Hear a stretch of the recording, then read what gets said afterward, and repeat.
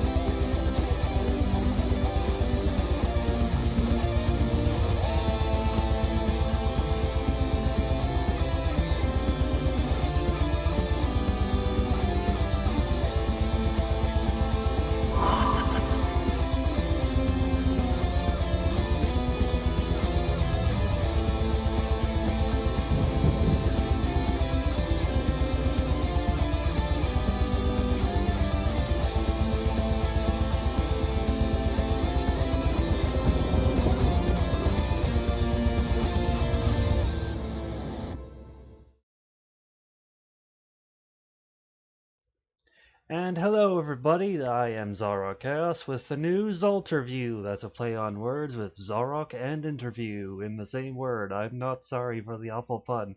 Anyway, here we have Inane Dragon. Welcome, my dear friend, my dear Inane Dragon. Good afternoon, I guess, for a change, as opposed to good evening. What the hell's wrong with this world that I have to say good afternoon? I'm not supposed to be awake yet. I should be drinking! Well, you could drink during the interview.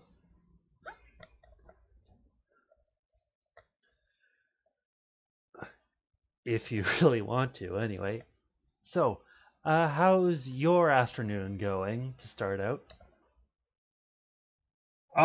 Not too bad, although you might want to work on your mic settings because it seems like you're cut out a third of the way through a question.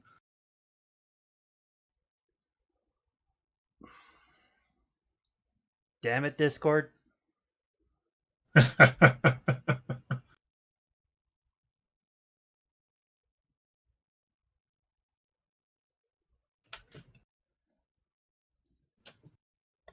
So what's up? What'd you bring me on here for?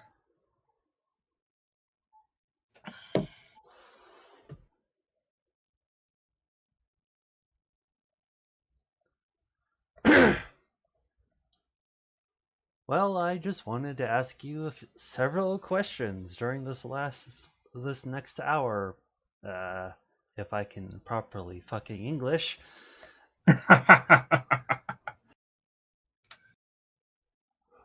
All right, let's rock this shit then. All right. So, to start out, have you always been an atheist, or did you start out as a Christian before? So I am actually one of those rare birds who was born and raised an atheist in south of the Mason-Dixon line in the United States, in a pretty damned religious community too. But as luck would have it, my parents were transplants from elsewhere who had both become atheists before I was ever born. And so they raised me without that shit. That is indeed very cool.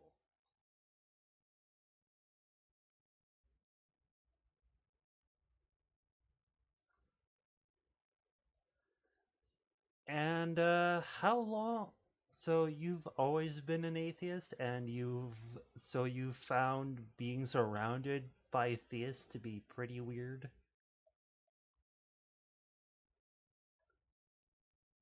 Being surrounded by Christians was definitely a weird and sometimes almost intimidating experience. Because you have these people who are so convinced of this crazy notion, and they want you to join them in their crazy. And sometimes they can seem really happy, like especially when you're a kid and you don't know how to deal with shit, and they seem to have these pat, easy answers that can make them happy, make everything nice and easy.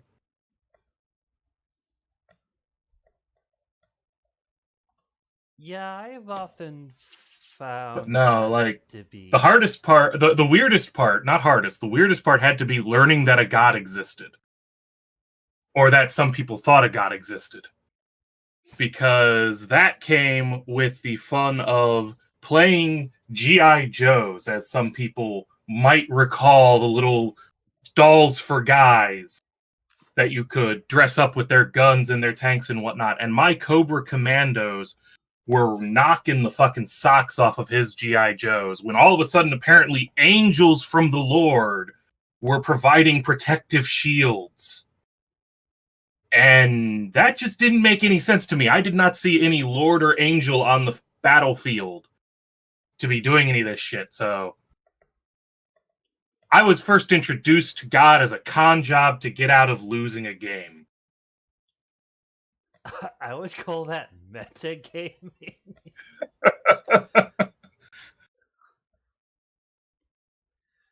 It's like that's cheating. There's no god unit on the battlefield, therefore get that shit out of here.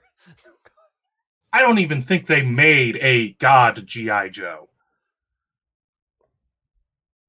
Which honestly, given some of the overtones of that line of that product line, I'm a little surprised you couldn't get G.I. God. Or at least G.I. Jesus. Somebody make a G.I. Jesus. We need that in our life. Yes, indeed. A GI Jesus. That sounds hilarious. So that must have been when you were younger. So growing up, surrounded by religious people. How did that entirely work out? For the most part, it didn't really affect too many things because your average 8-year-old spends about as much time thinking about Jesus in the afterlife as they do, I don't know, the perfect highlighter to use in a nuclear physics textbook. So it'd come up sporadically, and it would come up in the weirdest possible moments, but it kind of started becoming more of a thing in, middle school and high school, as opposed to the one-offs when I was a little kid with the G.I. Joe type of situation. My parents did make a big deal out of making sure we had biblical familiarity. My dad, being somewhat of a snarky asshole himself, always called it knowing your enemy, whereas my mom pointed out that, hey, it's a religious country. You were going, it's, even if it became completely secular overnight, so much of our history, so much of our literature is tied up in the whole notion of this set of myths. So being familiar with the Bible stories will help you understand literature and history and how we got where we are today. So she put it a little nicer and more philosophically than my dad did, but they both felt that understanding Judeo-Christian nonsense was worthwhile.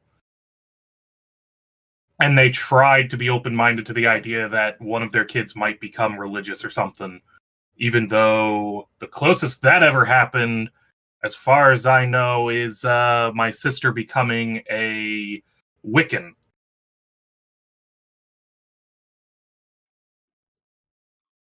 That's interesting. Why did your sister become a Wiccan?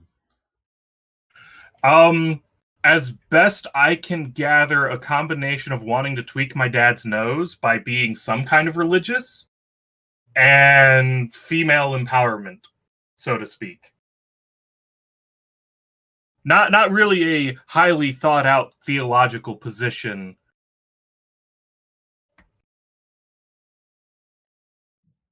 Basic. Oh, basically, she just wanted to be that person. More or less. That's kind of how it always came off to me. She has some amount of the she's had experiences she can't explain, and rather than go, I can't explain that, she's decided it makes more sense to chalk it up. It's never vain to use your name, Mrs. Snarky. Never. Indeed, indeed. So, let's see. How we both share the gamer identity. So how long have you been a gamer? I got my first video game, that was my video game as opposed to a family video game or a shared video game, when I was, oh god, that it was early on. This was Zine, World of Zine, which was two video games bundled into one deluxe edition that gave you access to a whole third plot line. Cloud Side of Zine and Dark Side of Zine. They were part of the Might and Magic franchise early on. We're talking like Might and Magic 4 and 5, I think, maybe even 3 and 4, with 5 being World of Zine, the combination of the two. And even before that, I had been playing video games, just not my video games, the family owned.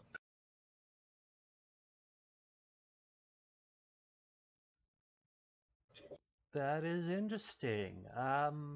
So did you play consoles or have you been a PC guy all your life? We had a PC before we had. I don't know if it would be proper to call it a PC back then, but we had a computer to run video games on that was orange on black format before we ever had a console. But we probably had more games for the console than the PC up until the early-ish 90s, like 92 maybe. And at that point, it just kind of steamrolled over to, let's put it this way, until the PlayStation 2, my last console was a Nintendo Entertainment System. Not a Super, but a Nintendo Entertainment System. Which still works for anyone who's wondering.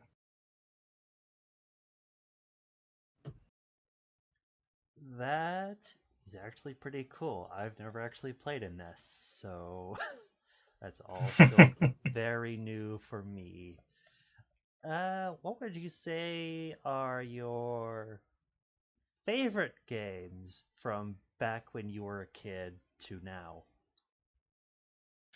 Um, Favorite games are always kind of especially if you leave it wide open to the history of gaming, my history of gaming, so to speak, becomes a little tricky. Because obviously, World of Zine was a huge thing for me because that was my first game and probably one of the first games I can genuinely say I beat.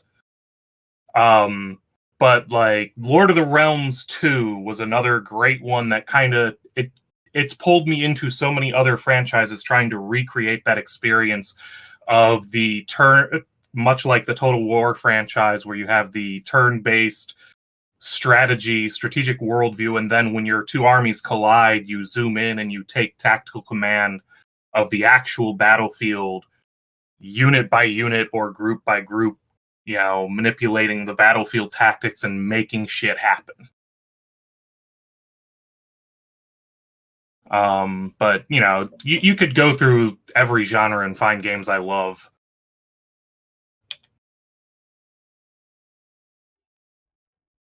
Pretty cool. Pretty cool. So you're more of into the civilization as kind of real-time strategy games than any other kind of game? I play.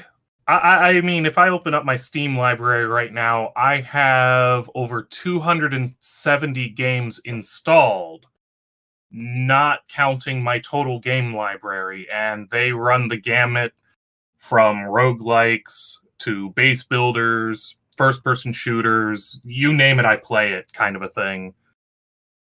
It's just, it's tricky to try and find the ones that stick with me, that make a big impact, and I can go, that's one of my favorites.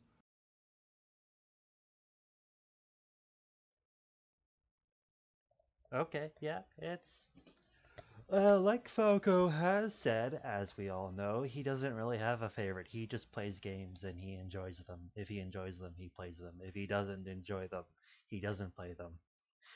He doesn't really like FPS, save for Overwatch, for example, and he doesn't really like RTS, save for games he tries out. And people have ruined games for him due to excessive crisp-planings. So, Yes.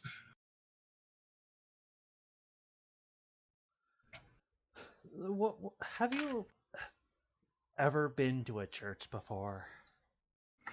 I have been to three churches in my life, and inside of, oh no, wait, have I been to another church? I've been to four churches now in my life, and inside of two of those churches. The National Cathedral, where I was burned with holy water, and some little church out in Williamsburg where I was there for a friend's wedding.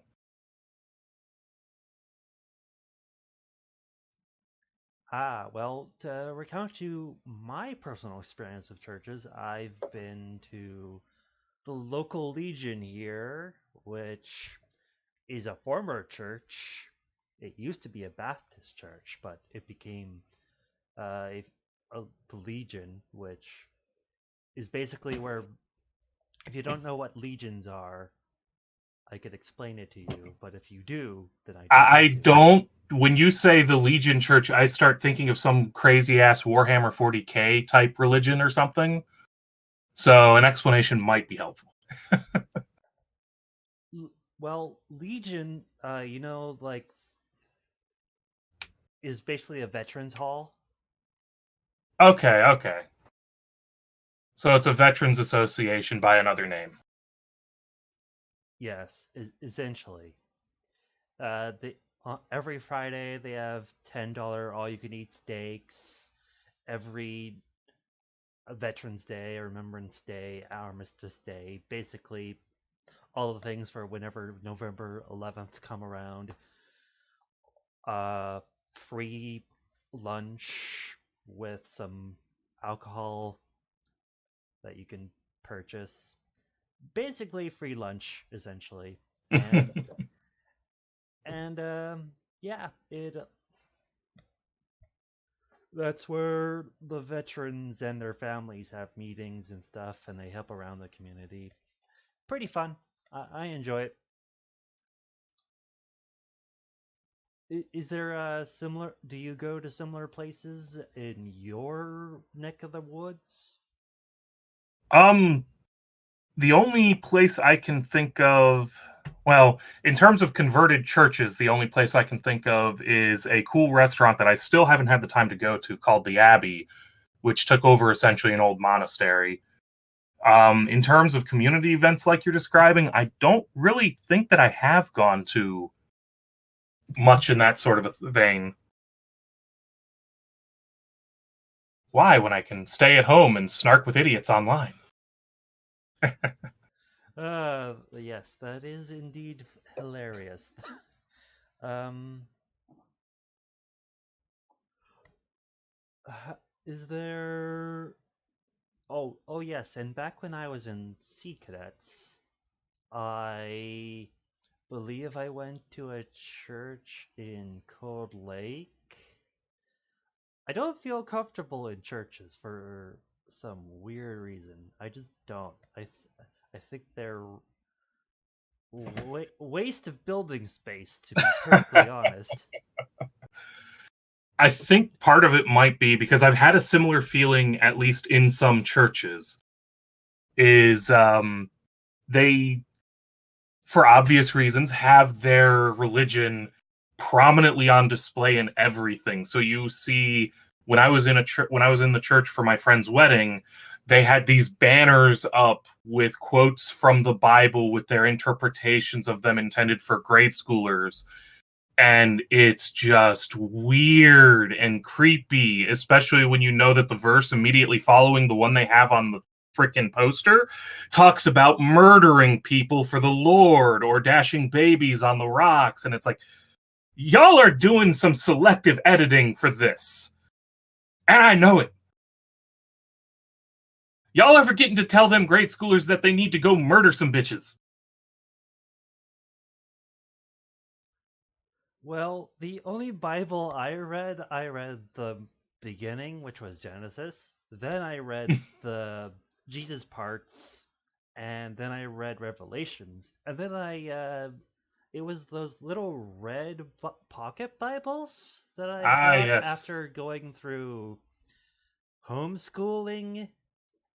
I then ripped out the paper part, threw the cover in the garbage, and then threw the paper part into a fire, and it was hilariously fun.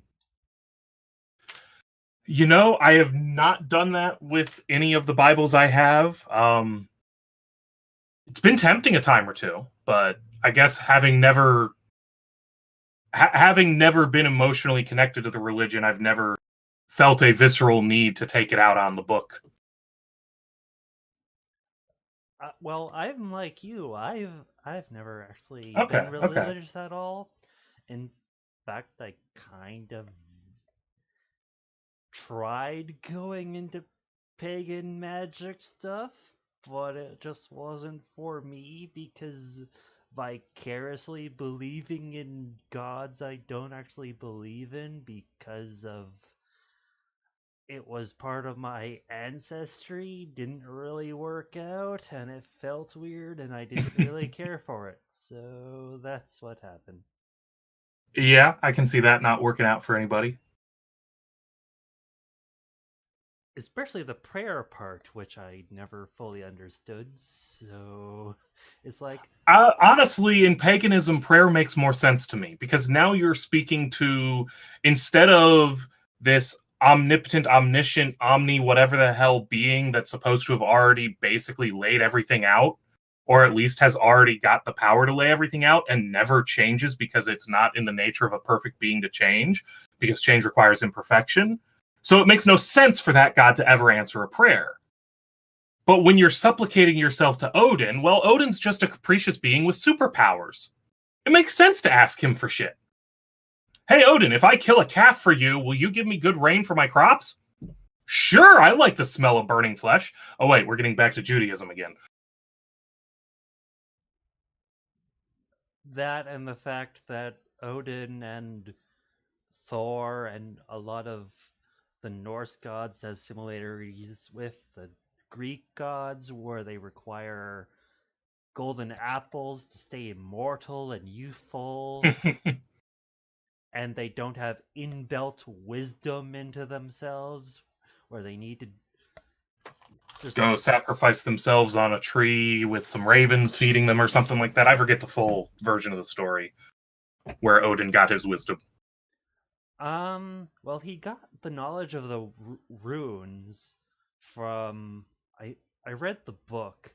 I read the book about all the Norse myths, and it said that he hung himself upside down from a tree for like a month or something, and that's where he got the runes from. For the wisdom itself, he went to the base of Yggdrasil, where basically the head of a giant that he was a friend of basically drinks from, and he was able to take a sip of that, and he gained wisdom from that. Still, they gotta work for it, just like any other being of limited power. And so it makes sense to be negotiating with these beings because they have something they're working towards. You can help them with that. I get prayer in paganism, or supplication, whatever you want to call it. I don't know if prayer is the right term.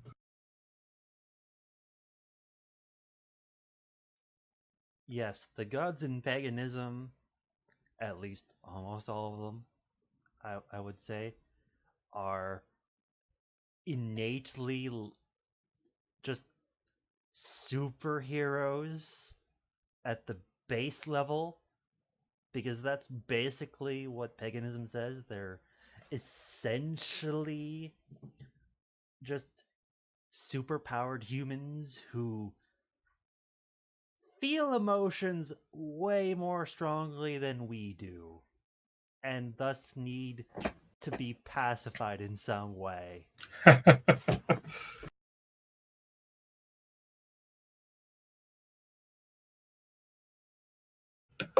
So we kind of derailed all this. I'm sure you have a couple more questions. Oh no, I think derailing is fun, but anyway. Yes. Oh sure, but I feel like we derailed, and now the train has gotten not just off the track, but it's lost its momentum in this particular derailment. If that makes sense. What? Why? Yes. A new question. You're in. What profession did you go to school for, and what did you minor or master or whatever? So I went to school for a degree in electrical engineering, and as a minor on that, I've got modeling and simulation analysis. So I can do the probabilities, and I can run computer models to determine whether or not you're full of shit. And I can design, build, and all that happy crap, electrical systems, particularly control systems. And that's kind of what I do for a living. Is I build and help troubleshoot the initial energization and testing of control systems for nuclear power plants.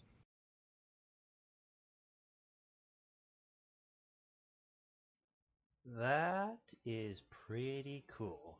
So, so you know about how nuclear power plants are more efficient than what we currently have, but a lot of people seem to basically fuck it up. Yeah, I mean, one of the big things that anybody who goes into this career field kind of is forced to do by the regulations from the National Nuclear Review, I forget what the hell they're called right now, but basically you have to get a lot of training if you work in this field, specifically about nuclear history and nuclear safety and all of that happy crap. And included in that is the realization that, holy shit, just about every time there's been a nuclear incident, such as 3 Mile Island or Chernobyl, It's been because people were doing stupid shit, and if they had just let the physics do its job, things would have settled out and been a hell of a lot safer. Chernobyl happened entirely because they actively, intentionally disabled safeties on the nuclear reactor, for example, to prevent it from taking safety, from preventing it from shutting itself down and creating a safe condition in the event that it went out of spec, because they were doing science experiments with a live reactor. Because they're insane.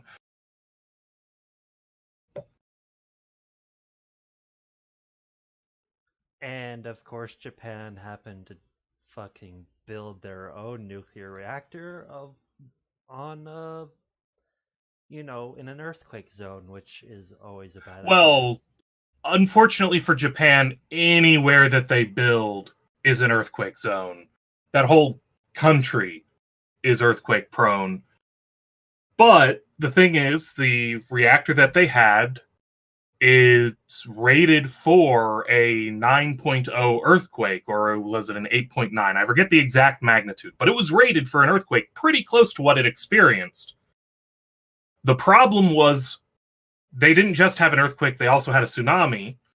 And on top of that, maintenance had not been done on all of the backup systems. So some of the backups didn't come online at the times they were supposed to have come online, or they failed to come online entirely. And I think in one case, some of the diesel generator backups were actually washed away by the tsunami.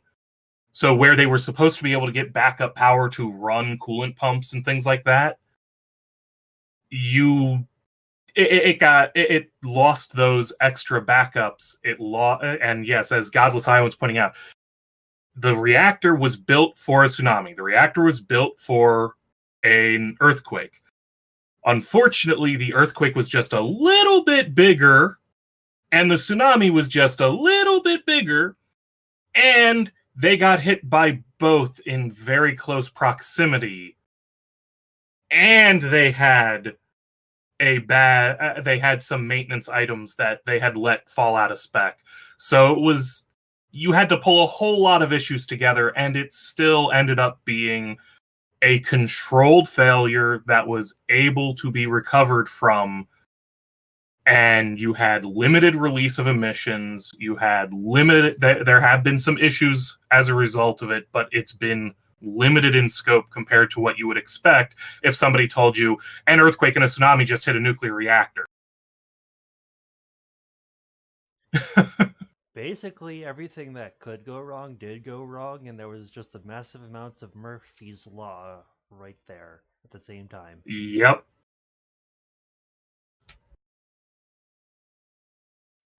Which made a very unfortunate thing that is safe as long as you have the proper precautions in place.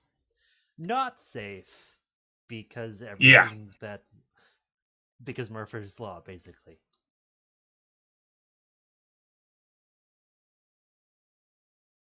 Yep, that pretty much sums it up.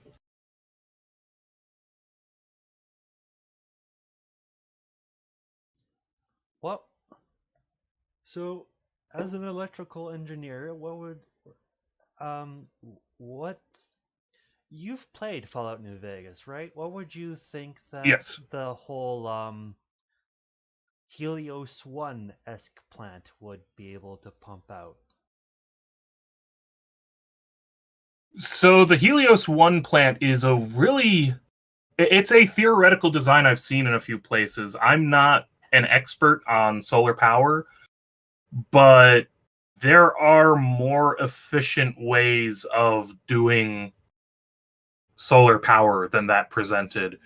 And there's definitely no way you could turn that plant backwards and weaponize it in any real kind of a sense, unless it was supposed to be something. That's right. The Helios 1 was a really weird setup because it was they actually had the solar panels in space, and then they were beaming the energy down through a satellite, I think it was. I'm trying to remember. It's been years since I've played that part of Fallout New Vegas, because I remember there being satellites involved, and that's how you were supposed to be able to weaponize it. From what I remember of the game, it was they had mirrors focusing on a tower. The tower was full of water or oil. I think it was a lot of oil because that would make the most sense. Because if you had water, because water under pressure could stay without boiling away. I don't know. Yeah, water. If you increase pressure on water, the boiling point rises. And those were supposed to turn turbines, and supposedly it was supposed to be able to power all of New Vegas. Now, if it was just powering the city of New Vegas, that could potentially work. Not as well as, say, getting the Hoover Dam back online, but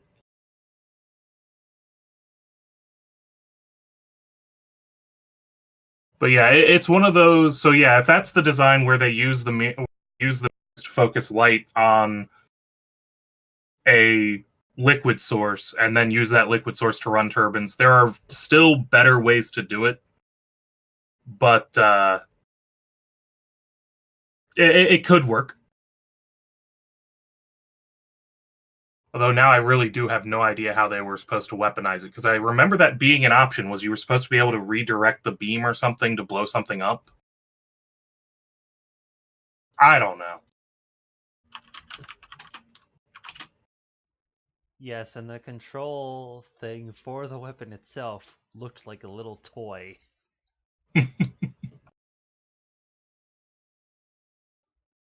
Anyway, from on the same topic of solar power, from what Neil deGrasse Tyson said on his solar power video on Star Talk, he said something along the lines that basically the size of France, enough land covered in solar panels would be able to power the entire world. Is that true?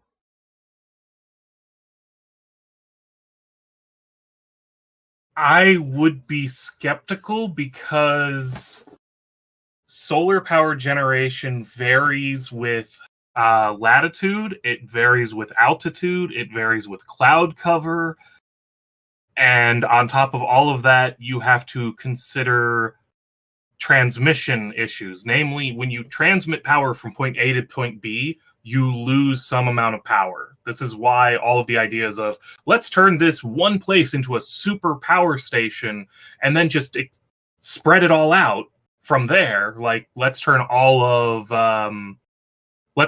Nevada into a giant. Who's using Nevada? Nobody cares about Nevada. Let's turn Nevada into a giant power station using solar power because you've got things like Death Valley or whatever, and just pipe all the power out from there. Well, you're going to have exorbitant losses due to transmission. As far as the pure thermodynamics of being able to generate enough power from a specific from a location the size of France, I would defer to some of Thunderfoot's videos on solar roadways regarding the actual output that you can get out of sunlight on an average across the surface of the Earth, as well as the efficiency of solar panels.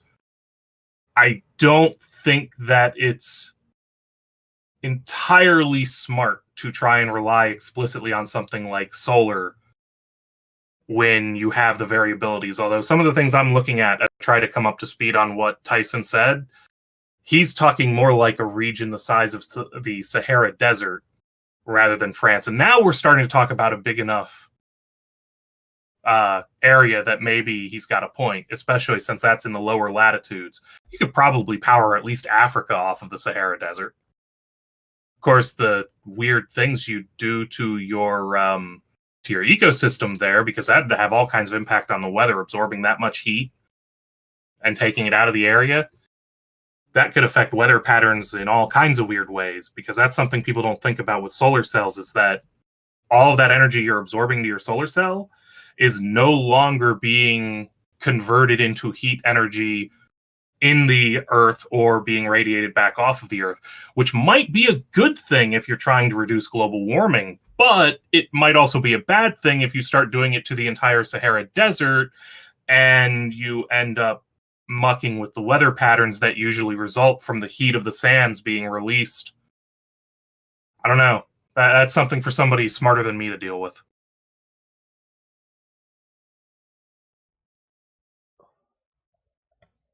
Quite educational you are, and yes. Okay, I need to stop being fucking tired and ask you another question. Tiredness happens. Yes, but it shouldn't happen after I had coffee like 2 hours ago. Anyway, so of course coal is a bad thing, it's inefficient, it's not all that clean, it causes CO2. According to one guy, it's not CO2 or anything that's causing global warming. It's chlorofluorocarbons destroying the ozone layer that's causing climate change. So what do you think about that? Or is he right and or half right, or what do you think? So part of the issue is it's an incredibly complex system, so you're not dealing this idea that the person you're referencing, I don't know who they are, so I'm not going to try and make any statements, but I know the argument. I do know the argument that's being made, so I can speak to that. And part of the problem with people making the argument, it's not this, it's that, is that cute little meme we've all seen of the little girl going, why not both? Because with chlorofluorocarbons, CFCs for short, you're dealing with a chemical that does release, when it gets into the atmosphere, various chemical reactions happen with it that ultimately cause it to release a fluoride or a fluorite that can bond with the ozone, O3, and basically break down the ozone, creating gaps in coverage that allow for greater UV penetration to the surface of the Earth, which, yes, results in warming. There's only one problem with positing that as the cause of current warming. We stopped using CFCs for this very reason back in the 90s, and in fact, we're seeing the hole in the ozone layer over the Antarctic is shrinking every year, and we're well on our way to seeing it close for good because we've eliminated the use of CFCs in the overwhelming majority of applications so that we don't put as many of those into the atmosphere anymore as we used to. The idea that carbon dioxide causes a warming, that increasing carbon dioxide in the atmosphere will cause an increase in the temperature on the surface of the Earth, has been established going back to, I believe the paper was published in 1898, that carbon dioxide had this effect on trapped heat, that it was a greenhouse effect. Just like if you build a nice big glass dome, the glass will reflect the infrared back inside. So the light passes through, it strikes something, loses some energy, drops from, say, visible light spectrum to infrared spectrum, heat. And that infrared spectrum is actually reflected by the glass. And so it keeps bouncing around inside of your greenhouse, making it warmer. That's the basic visual, if you will. And it was shown all the way back in the late 1800s that carbon dioxide has this same impact. It has this same kind of effect. So you can debate, I think it's fair to debate how big of an impact human production of CO2 has, but we're past the point where we can say where we can honestly have a conversation about, no, CO2 doesn't have this effect at all. You can only argue about to what degree does the effect occur, and to what end, to what end is it human induced? How much have we contributed to the cycle? Because a lot of people will love to say, "Oh, well, we only put out like 0.3%, and there's so much else." And there are things that absorb the CO2 back out of the atmosphere. And the problem is you're talking about a balanced cycle. If you take human activity out, the CO2 produced by natural sources is almost perfectly balanced by CO2 absorbed by natural sources, such as trees and algae absorbing CO2 through their version of respiration, through photosynthesis, not respiration, sorry. So that will pull out CO2, but we produce more CO2 than that cycle can balance for, at least at present. If we turn more land over to forests, we could potentially change that. As we reduce our use of coal and oil, we can reduce that. Hell, even if we switch from coal to natural gas, you'll reduce that, because natural gas produces less carbon dioxide per BTU than coal. You get more energy out for your carbon.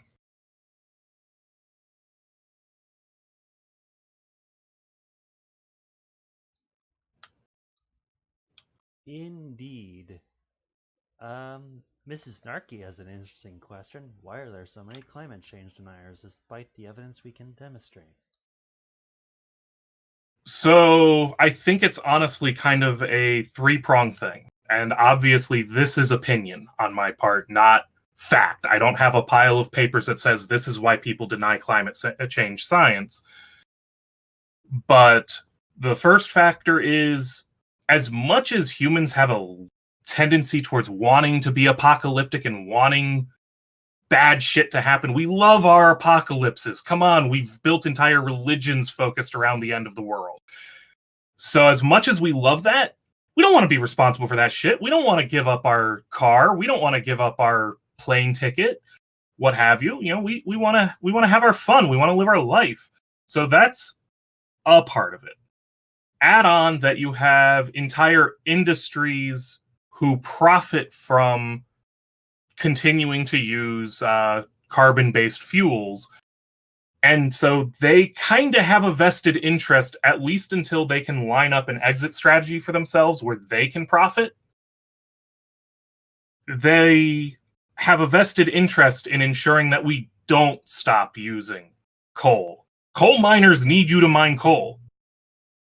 They need it. So they're going to kind of do a little bit of cognitive dissonance, compartmentalize the information, and go, well, we can do clean coal, even though that's an incredibly expensive process, at least right now, for most applications. Well, you know, we can, coal doesn't really have that big of an impact on us. It's a small fraction of what we use. You shouldn't stop burning the coal. Maybe you're just wrong about the science. Because I kind of need this to, you know, I need you to burn the coal so that I can mine the coal so that I can feed my kids. So if we don't come up with if we had a plan in place for transitioning the labor forces out of these fields and transitioning the companies that are focused on fossil fuels out of those fields, I think you'd see denialism drop like a rock, because they'd have an exit strategy. They would no longer need to rely on that cognitive dissonance to justify their continued livelihood. And the third one is, it's very simple. Climate is a complex concept. It's really hard to it's a lot like evolution. It's hard to wrap your mind around something that is so huge that you're irrelevant to it, but that you can still influence. You're talking about what the entire globe is doing over the span of centuries. You're talking about the entire human industrial output. How do you wrap your mind around that?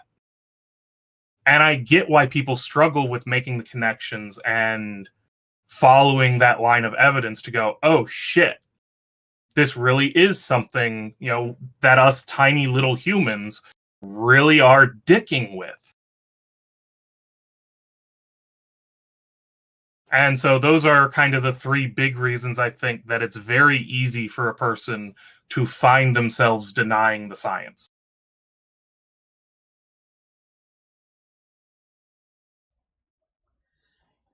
Yes. I agree. And, but God would totally fix it. Yeah, I was going to say, Mrs. Snarky actually did bring up a fourth line of reasoning that is frightfully prevalent in the United States.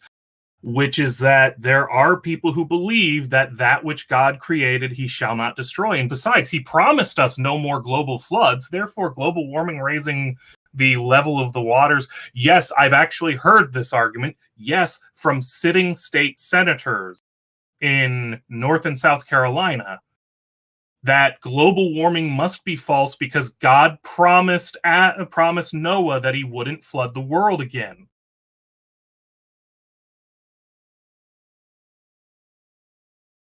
Yeah, Snarky. When he destroys the world with fire, that's going to be when the sun goes to the red giant phase. So obviously that can't be talking about global warming. I mean, Venus has a rampant greenhouse effect, but they don't care about that at all. Yeah, that's one of those pieces of evidence that Mrs. Snarky is talking about when you say we can see how this happens. I mean, if you didn't know any better and you looked at the atmosphere of Venus, you'd go, holy shit, that's what happens when an industrialized society never stops. They just keep doubling down on using the same shitty products we were using in the late 1900s and early 20th century. Or late 1800s and early 20th century. I can English, I swears it. Don't worry, I could barely English on a good day.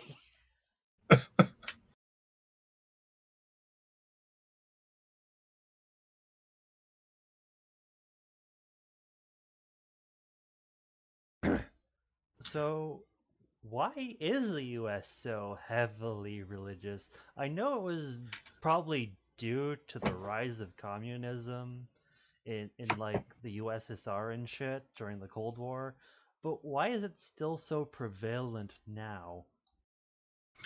So, this is another one where I have to acknowledge that I'm speaking to opinion, not fact, because there are a lot of possible explanations, but ironically, in some regards, I think it's freedom of religion.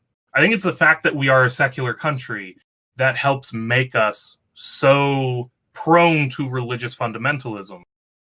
Because that's the kind of open door policy, if you will, that let us see the various rounds of great awakenings that happened throughout America. It's the founding as being a refuge for people of all versions of a religion, of having that you can practice your religion and the government won't stop you, led to any number of religious sects and cults fleeing from less free countries to America where they could prosper and spread, like the Quakers. Because here, we can't stop them from spreading nonsense and bullshit, and that's a good thing in most regards. People should be allowed to speak their mind and believe what they want to believe. But at the same time, it creates this open opportunity for people to come in and go, y'all need the Bible, y'all need Jesus, y'all need all of your problems fixed, and Jesus is the way.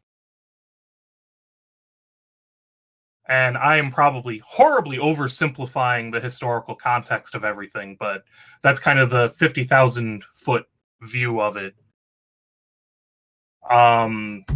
The Family by Jeff Charlotte, I believe it is, kind of gives some overview of the history of recurring waves of re-Christianization throughout America before he hits into what I think is most relevant to you, Zalrock, which is why we're still, even in this post-Cold War, because you're absolutely right.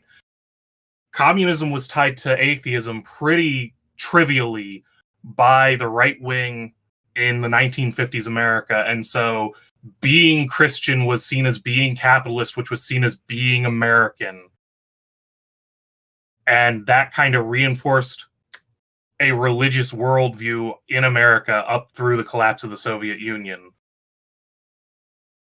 But the book The Family, or for that matter, C Street, same author, Jeff Charlotte, goes into the organizations that have kind of kept pushing, in various ways, kept pushing religion back into the country since at least the 1930s.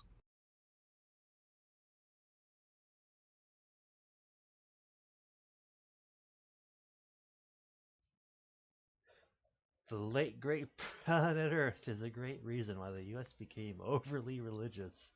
The USR was going to destroy us with nukes, and we needed to be ready to meet God, the great savior of mankind who doesn't actually exist.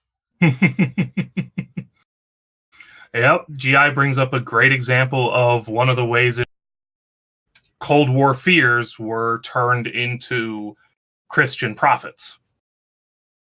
And yes, that's an FIT as I'm using it, Mrs. Snarky.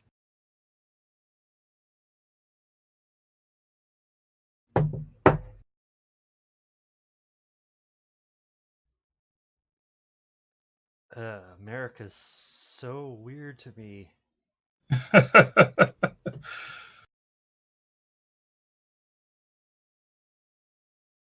We're a secular nation. What? Lots of Muslims are coming in. We are a secular. We are in theory a secular government. It's when you look at the demographics, we're not really a secular nation. But we have what is supposed to, in principle, be a secular government. Which isn't the majority of the time because it's full of Christians. Need we go into how many right-leaning Catholics are currently members of the Supreme Court for life?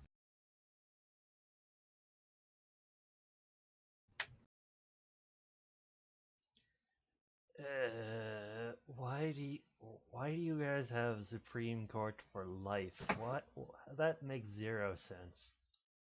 Okay, so the first thing you have to understand is that when this Constitution was written up, people croaked at like 50 on average. And so if you got a lifetime appointment at 40, you had 10 years. It was giving the guy a guaranteed 10-year pass to make judgments. And the other side of it was, if you didn't have, the thinking went, if you didn't give these guys lifetime appointments, they would become political tools. They were meant to be the restraining arm of the government. That kind of went, whoa, you're changing shit too fast. Let's back this the fuck up, and let's think this through, and let's make sure we come to the right decision instead of the politically expedient decision. That was the goal. That was the intent, and I am not claiming that it ever worked. Only that was what the reasoning behind lifetime appointments of judges was.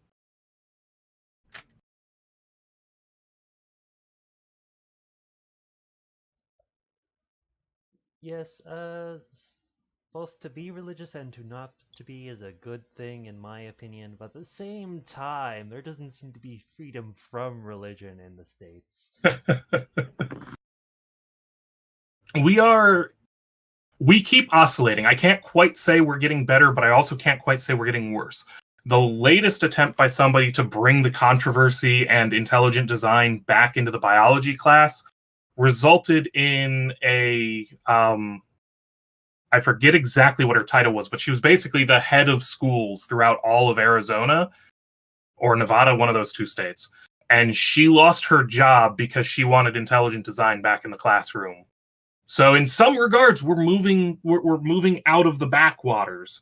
On the other hand, we have, people like Betsy DeVos for our Secretary of Education, and she is a diehard creationist.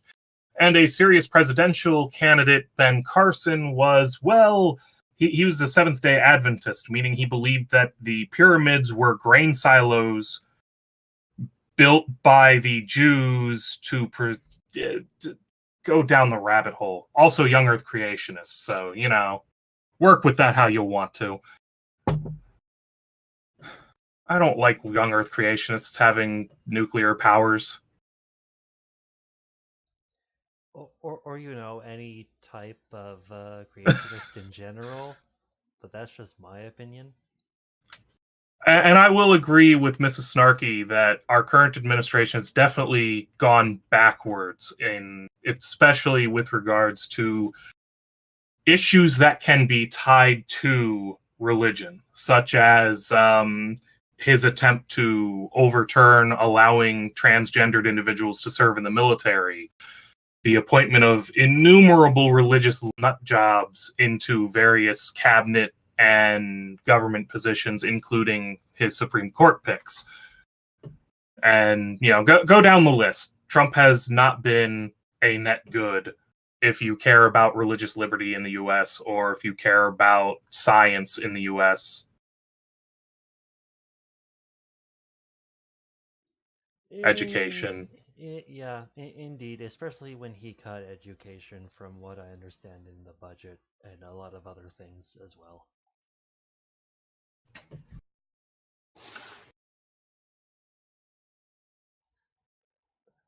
Yeah. I try not to think about just how all he's fucking that up.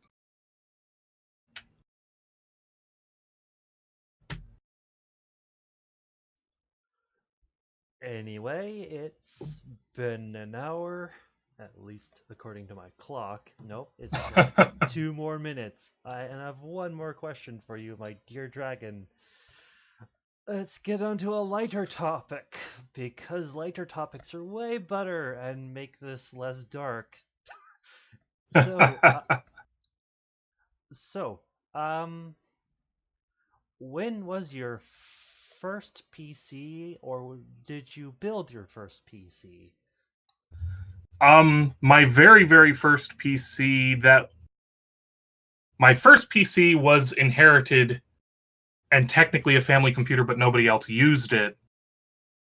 And that would have been in around the time StarCraft launched. And then later, when that became too much of a too sluggish, as it were, I went ahead and I bought a Dell at the time because I didn't want to deal with building my own, and I had limited funds, limited time, what have you. I was a high school student. Don't blame me for making obvious mistakes. We're all stupid at that age. And ever since, it's been build my owns. When did you build your own? And Um, and of course, what specs? What were it, if you remember? this would have been the early 2000s, I believe. And it had a Pentium 3, one of the good old press hots. I maxed out the RAM. I forget what RAM it had. I can't remember the video card anymore. It's been so damn long. I think it was like an 8600, NVIDIA 8600, I want to say, but I'm not 100% certain. And of course, good old reliable Sound Blaster audio. I think this was the last motherboard I had that didn't have integrated audio.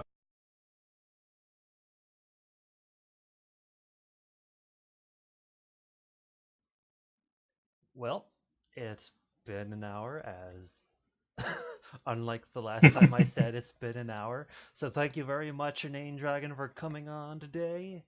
It's been a pleasure, my dear hedonistic dragon friend.